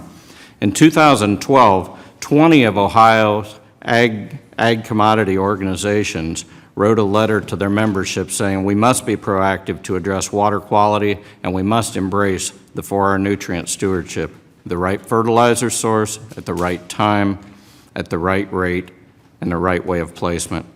We started the Healthy Water Ohio to deliver a diverse and voluntary partnership to address water holistically. The 4R Nutrient Stewardship Certification Program was created. Ohio Agriculture committed resource to partner with the Farm Bill Regional Conservation Partner Program. We've provided grants from local initiatives like Knox County and the creation of OnMark, the Ohio Nutrient Management Record-Keeping smartphone app. Voluntary conservation is making significant headway in reducing nutrient and sediment loss from our farms. USDA and NRCS recently released report on the Western Lake Erie Basin finds. Between 2006 and 2012, farmers voluntarily reduced phosphorus applications in the Western Lake Erie Basin by more than 13 million pounds. 99% of the cropland acres are managed with at least one conservation practice. 70% of the nitrogen applied is removed by crop harvest. The cost of conservation practices in place represents $277 million, or $56.98 per acre. As a farmer in the Western Lake Erie Basin, I know these important findings reflect the sentiment of those who work every day to make sure that our land and our water are the healthiest they can be. We've taken extensive measures to become aware of soil health, and we take great pride in being good stewards of both Ohio's land and water. We're committed to implementing voluntary measures that are science-based and will yield results. Thank you, Chairman. Thank you, Mr. McClure. Mr. Buman, did I pronounce that correct? That's right. All right. Well, Mr. Buman, please proceed with your 5 minutes of testimony when you're ready. Chairman, Ranking Member, and members of the subcommittee, thank you for this opportunity. I have worked 34 years in soil and water conservation. My first 14 years, I worked with the Natural Resources Conservation Service, and the last 20 years, I've been the CEO of Agrin, a small consulting firm in western Iowa. In that time, farming has become much more complicated. First, it was the Chesapeake Bay, then hypoxia in the Gulf of Mexico, then the algae blooms in Lake Erie, and now the lawsuit from the Des Moines Waterworks. All sides agree that we in agriculture are responsible for a portion of this water quality issue, and we need to do more. But doing more isn't good enough. We need to do more of the right thing. For farmers to make a significant impact on soil erosion and water quality, conservation practices need to be targeted. And that is the challenge of facing today's farmers, putting the right practice in the right place. To do this, farmers need access to two things. First, they need significantly more technical assistance, and second, they need better technology. If we look at the technical assistance trends, I don't think help is coming from conservation agencies. In the past 30 years, NRCS has lost 30% of their FTEs. Even if this downward trend could be reversed, it simply is not enough. In analyzing the situation, I've come to the conclusion that technical assistance must come from the private sector, specifically the ag retailer. So why the ag retailer? Because farmers trust them. In a 2012 survey, 5,000 farmers in the Corn Belt were asked, who influences their decisions about agricultural practices and strategies the most? The survey results were crystal clear. Not the government, not NGOs, not Extension Service, By a strong margin, ag retailers were at the top of the list. Yes, farmers trust their ag retailers. Further, in a 2015 study, Iowa State found that 60% of all farmers agree that their ag retailer should do more to help them address nutrient losses. Technical assistance through ag retailers is step one, and I'm happy to say that several ag retailers, specifically United Suppliers of Ames, Iowa, and Land O'Lakes of Minnesota, are getting involved. But they need more encouragement, and they need more financial assistance. Step two in providing farmers with better technology for decision-making. At Agrin, we're developing state-of-the-art software technology. Using a SIG from NRCS, we got our start by developing two programs. One originally designed to design ponds, and the other to design sediment basins. This technology is quite amazing. What used to take me 6 to 20 hours, I can now do in 15 to 20 minutes. We have also developed software tool with our own money for designing wetlands and grassed waterways, and we've developed one tool for writing prescribed fire plans. Most recently, Agrin has worked with the Agricultural Research Service in Oxford, Mississippi, to commercialize some of their research. Most people would refer to this as technology transfer. I call it unlocking Pandora's box. Our software calculates soil erosion at 72,000 points in 160 acres. It identifies the erosion hotspots in a field, and it models sediment transport and delivery. Armed with soil calculator, ag retailers can now correlate erosion with yields and recommend appropriate precision conservation methods. I wish I had 5 minutes just to tell you about the value of this program for precision conservation. This is powerful technology. When you can look at a field and determine those areas that are delivering the most sediment to our waters, decision-making evolves quickly. At Agrin, it's just not about our technology. We're integrating other emerging technology into our precision software, including machine control, auto steer, and collection of survey by drones, which is very exciting. Public pressure on agriculture is at an all-time high. We in the ag community need to up our game. We need to help farmers speed the adoption of conservation.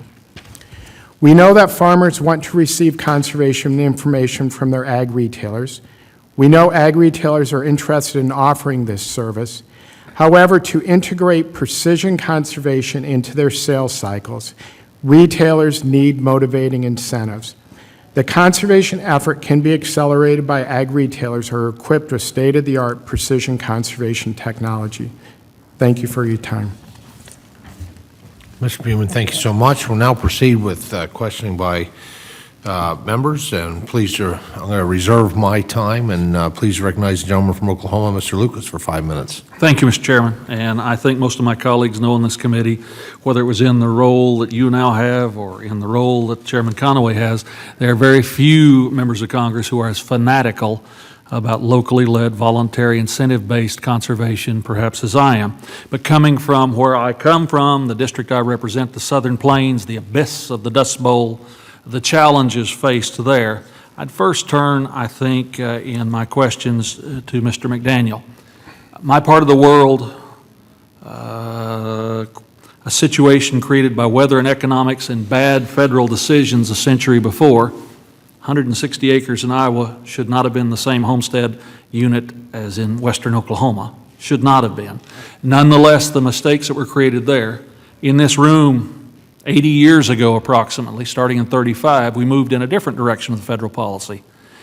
Your folks have led that, and to the point that in the last dramatic four-year drought in my region, 2011-2014, the biggest challenge, and this many people who've read Steinbeck would be amazed, but the biggest challenge was not dust in the air in that four-year drought, but the wildfires, because of the covers that crops that we had established, the grasslands we'd perpetuated, the shelter belts, changed the environment, so we weren't concerned so much to the degree of the 50s or the 30s with the dust, but we're trying to deal with the fires, dealing with the standing vegetation. Mr. McDaniel, could you expand for a moment on the concept, and you mentioned this, of course, in your opening statement, but the concept of the importance of locally led, locally determined, voluntary, incentive-based conservation, and how it has made such a difference in this country over the last 81 years? Thank you for that question. I feel like I'm preaching to the choir in this particular case. Yes, brother. Certainly, we've had 75 to 80 years of success through the voluntary, locally led, incentive-based program. I do appreciate you brought up the question about the wildfires in the West, because that's really the environmental disaster of our generation. And just this past week on my farm, which is 70 miles north of D.C., for 3 days I could smell the smoke from Alberta. So I think it's a little bit off the subject in terms of... Just as the dust storm in 1935 moved this committee to take action on soil conservation practices in the beginning. Exactly, and I think I think forestry and conservation is certainly part of the ballywick of this committee, so I don't think it's off subject to bring up the subject, but I think the conservation districts, again, are in a position where they can work with the forestry people and have locally led conservation practices dealing with the wildfires in the West.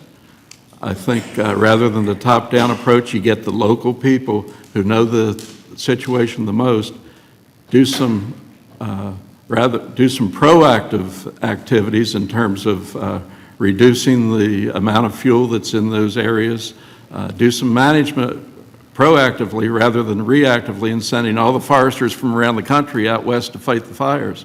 I think it's like changing the oil in your car. You do it up front so you don't blow up the engine. So I think there's some real opportunities there. We've got the history of 75 years of doing it with conservation. I think we can address the wildfire situation similarly.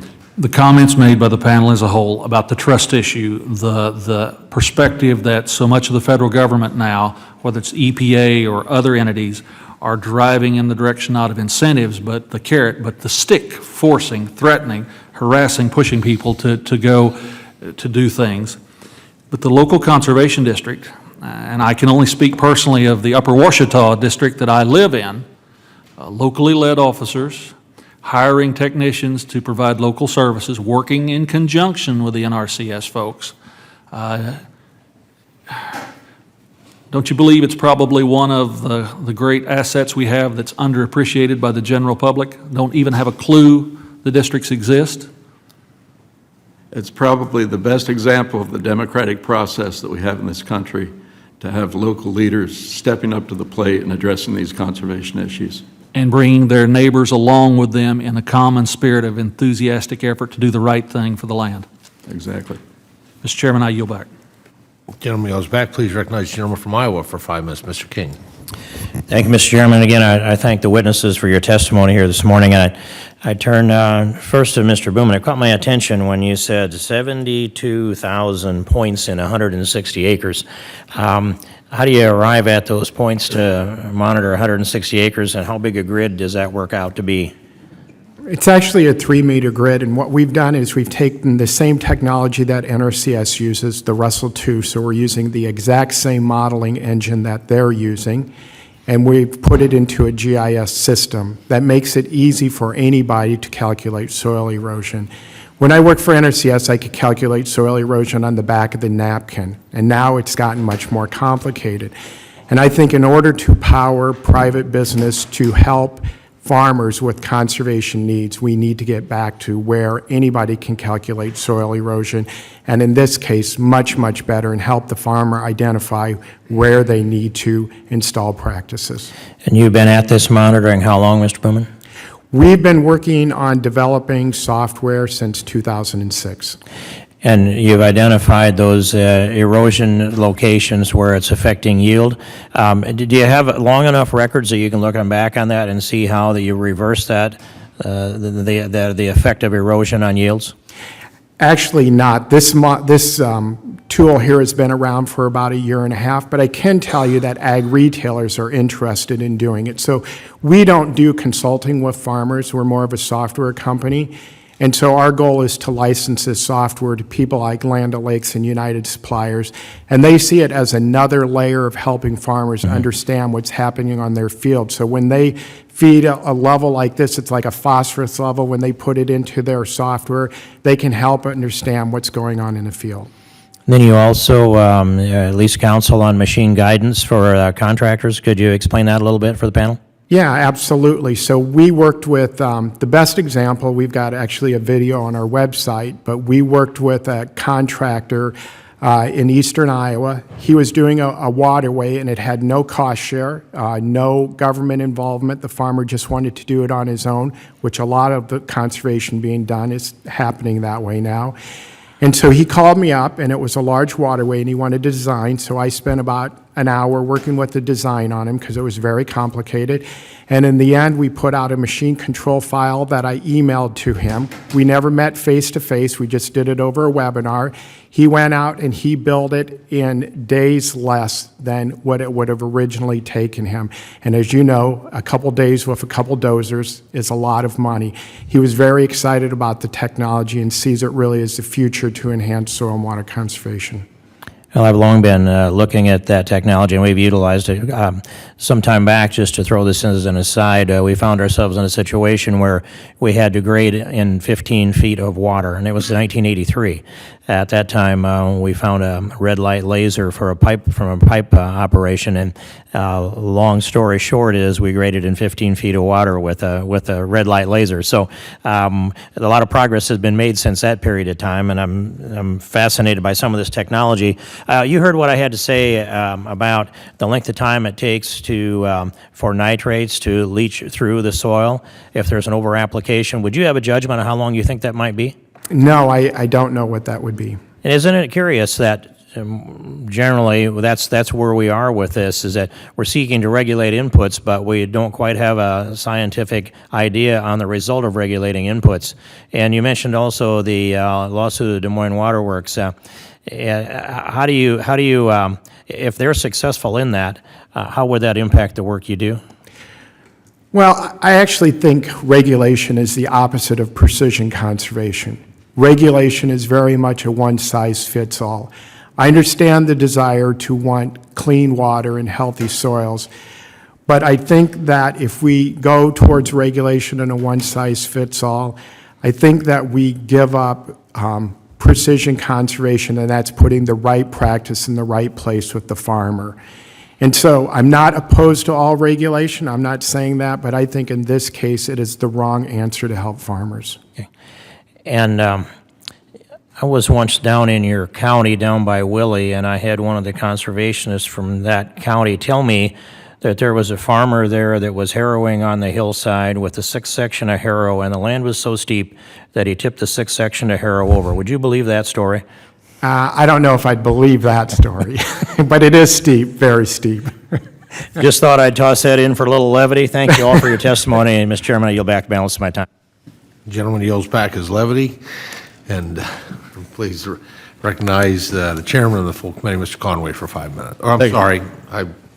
Oh, yeah. I'm happy to yield to my colleague and really good friend and my fearless leader, Chairman Conway, and I'll go after. Thank you, sir. Chairman Conway is recognized for 5 minutes. Well, thank you, appreciate that.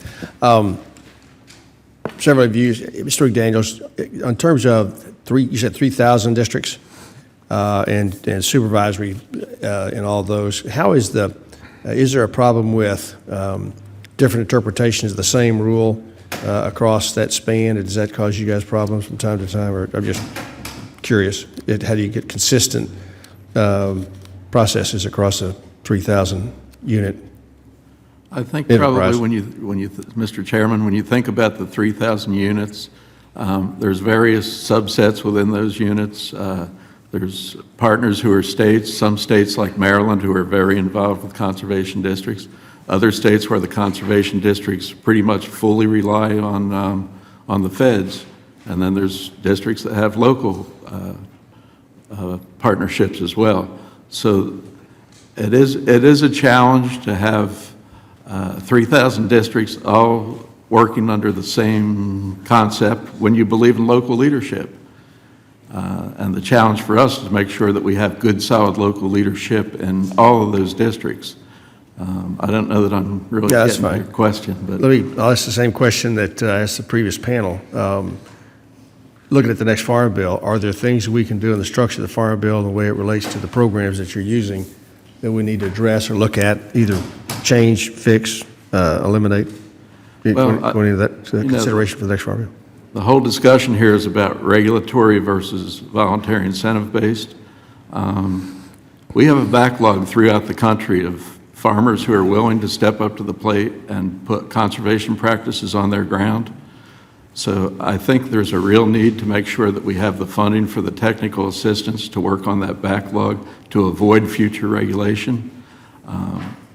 It's going to be an either-or type of thing, so if we can properly fund the Yeah, I guess the struggle, of course, is going to be money. our country's got $19 trillion in debt, and as you look to how we find these solutions and, voluntary led, all the buzzwords that you guys are using right now, how do we get that to where you can make money doing it so that there's a private incentive to make that happen? And maybe the answer is programs similar to RCPP, where federal dollars can be leveraged with nonprofits, with state, local jurisdictions. You're right. This is a big job. No one agency or one, division of government can get the job done without partnering and leveraging the funds from other partners. So perhaps that's the way to get to it. Yeah. Other comments about where we ought to restructure the farm bill, Ms. Gould or Mr. McClure? Well, certainly, from my perspective, we would like to see the states play a bigger role in the crafting of the Farm Bill, and in particular, our National Association of State Departments of Agriculture be instrumental in the crafting of that. Certainly, we don't always agree when we get together as 50 states on how always agree on is it needs to be as flexible as possible to take in the needs of those 50 states.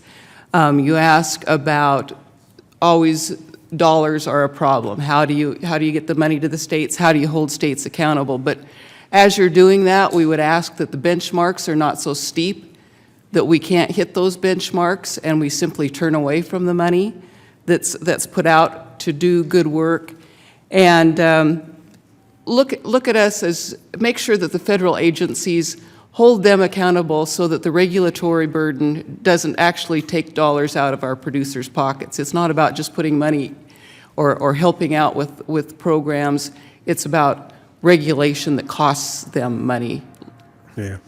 I guess one of the struggles, of course, is, there's a constant struggle between the number of folks that NRCS or FSA on the administrative side, those dollars then take away from the dollars that are available for the delivery of the program. So how do you walk that balance? Well, that was a rhetorical statement. I didn't expect that. I mean, it is a struggle you have at your agency. You can't have everybody you want, and somebody's got to pay it's got to be paid for.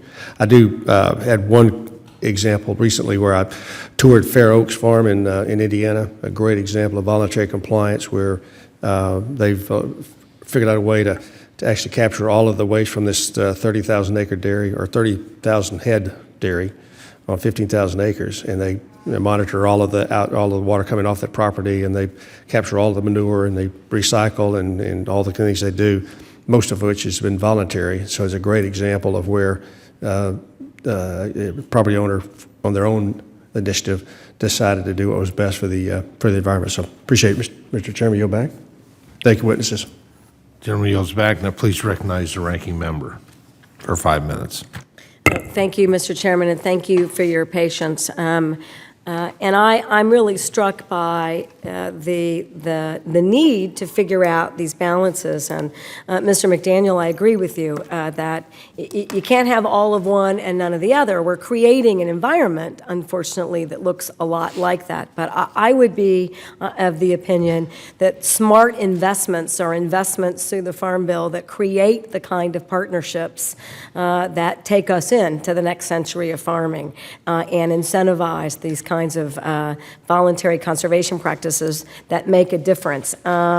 Because there's no question that if we do this right, those locally led conservation practices, in fact, we're seeing that they enhance both the health of the land and the recovery of a species. And you mentioned an example that I'm very familiar with, the lesser prairie chicken, whose natural habitat includes my state of New Mexico.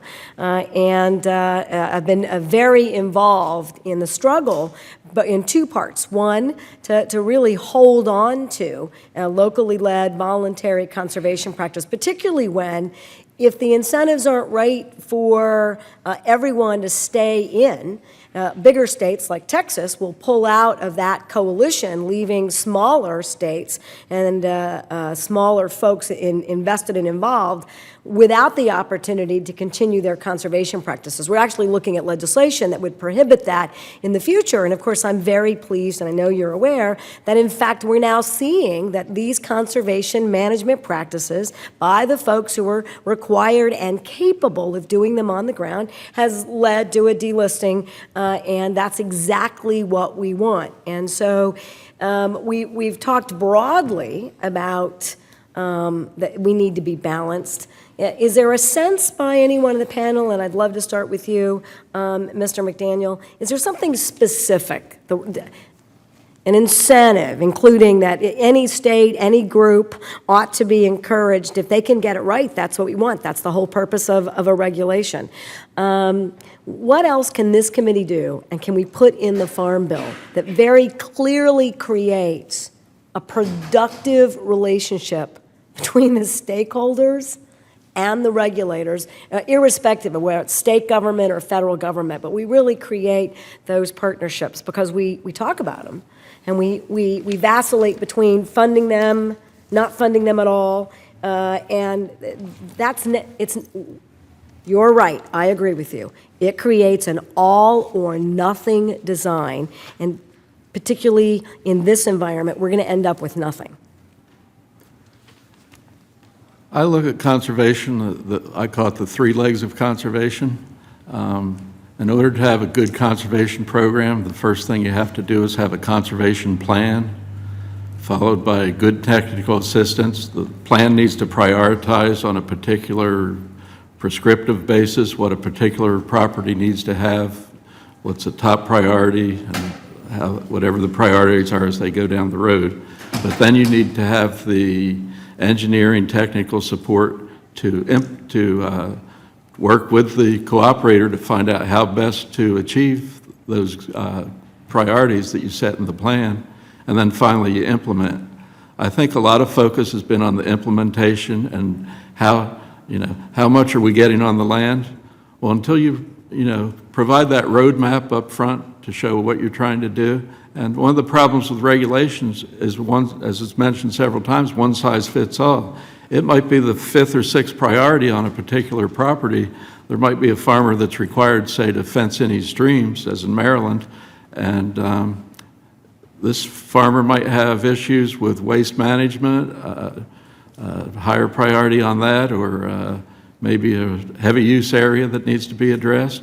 It might be fourth or fifth on the list, but because it's a regulation, the farmer's going to have to use his financial resources to address that regulatory issue rather than what might have greater economic and environmental benefit, something that's a higher priority. So kind of beating around the bush a little bit on your question, but I think the three legs of conservation and the fact that you have to have a plan, have a way to implement that plan, and have some people who can actually help you get there.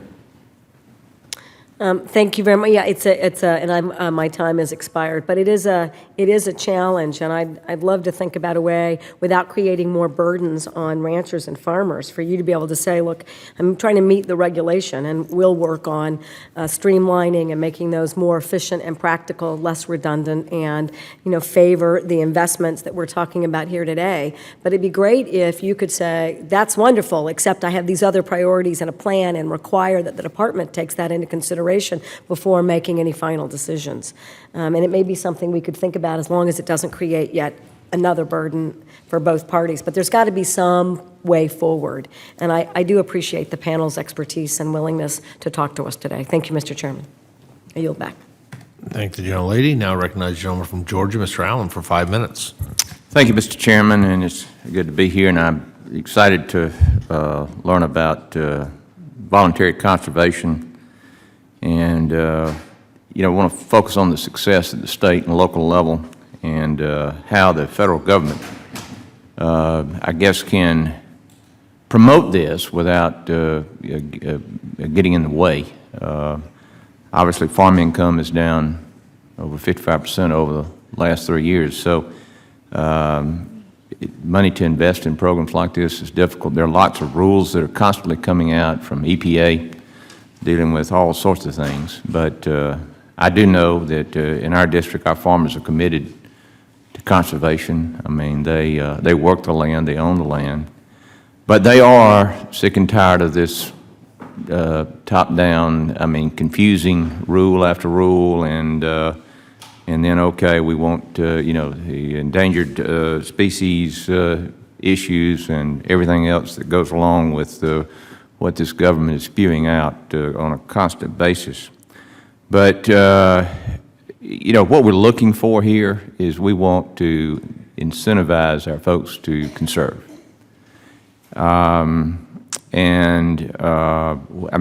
What do you see as the best role of the federal government to do that, Mr. McDaniel?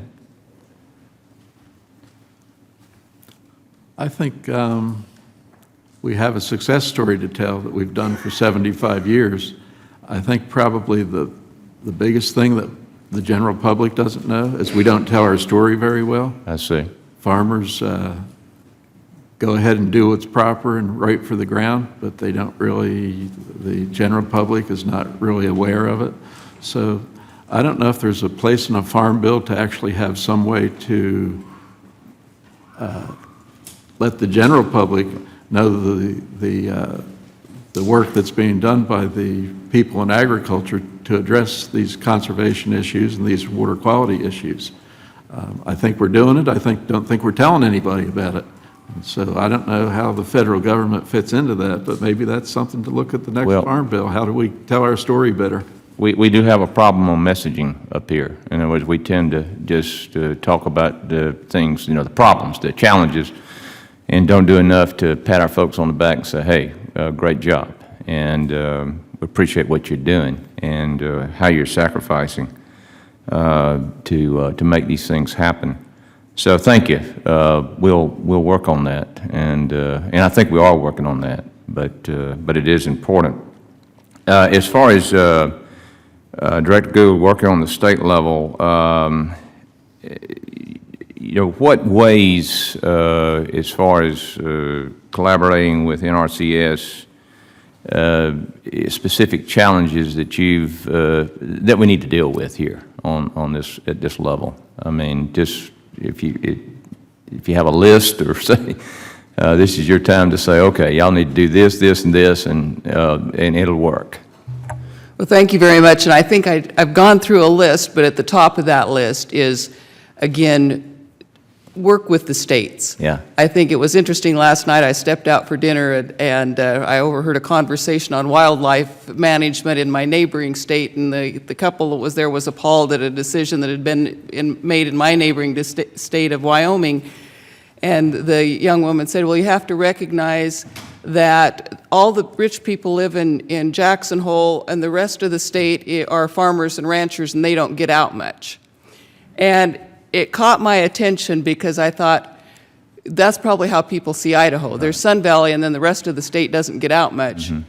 And I just want to say, we do get out. Yeah. And we are very involved. And so at the top of my list is, please just allow the states to work with you on the Farm Bill, include the people in the agencies that are on the ground. We have great people in EPA and USDA on the ground, in the offices, in NRCS, but oftentimes their messages don't go up the ladder. Yes. And what we hear at the top of the ladder is, I have to check with OGC before we can tell you yes or no. Yeah.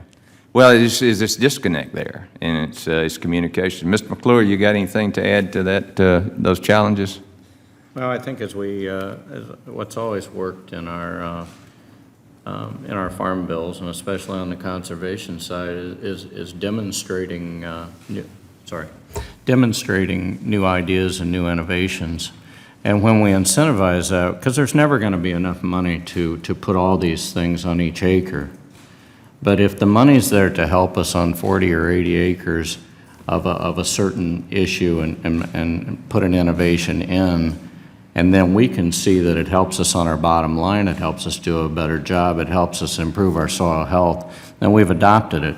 I can name you different things that we've adopted on our farm that started with SWCD and our conservation districts. In our part of the world, the first time we tried to fix particulate phosphate in the lake in the 80s, it was no-till farming. And it started by our conservation district buying a few no-till drills and renting them out to farmers. And now the percentage of our county that's in no-till is probably at least 90%. Wow. It all started by having some dollars available that we could show farmers a new innovation. We didn't buy everybody a brand new drill. We bought a few, and everybody shared, and they saw how it worked, and they adopted because it helped their bottom line and it worked. Good. Well, thank you for your efforts. My time has expired. I yield back, Mr. Chairman. Thank the gentleman. I'll take the point of privilege where I reserved to ask my 5 minutes now. Truly, I think there's a consensus. It's what I've heard today, what I've heard in the past, in terms of how voluntary conservation really is the way to go. When you compare that to a punitive regulatory approach, we've had Chief Weller, who I think does an outstanding job before this subcommittee, and he's certainly singing the praises of voluntary conservation, talked about the number of endangered species that have been recovered that under the original punitive approach of the Endangered Species Act would have never been done. I had Director Ash from the Fish and Wildlife Service in my office. I believe it was just last week or the week before. It's all kind of a blur. And he was singing the praises of voluntary conservation. So I want to bring us full circle in terms of the overall purpose of this subcommittee hearing was really, and bring that back to, and asked all of our panelists to share, compare and contrast for me the economic benefits in our rural areas. What are your thoughts? Is there an economic benefit that are realized when we utilize voluntary conservation practices compared to the economic impacts of a more punitive regulatory top-down approach? And so we'll just, whoever wants to go first, please do. Go ahead, Mr. Buman.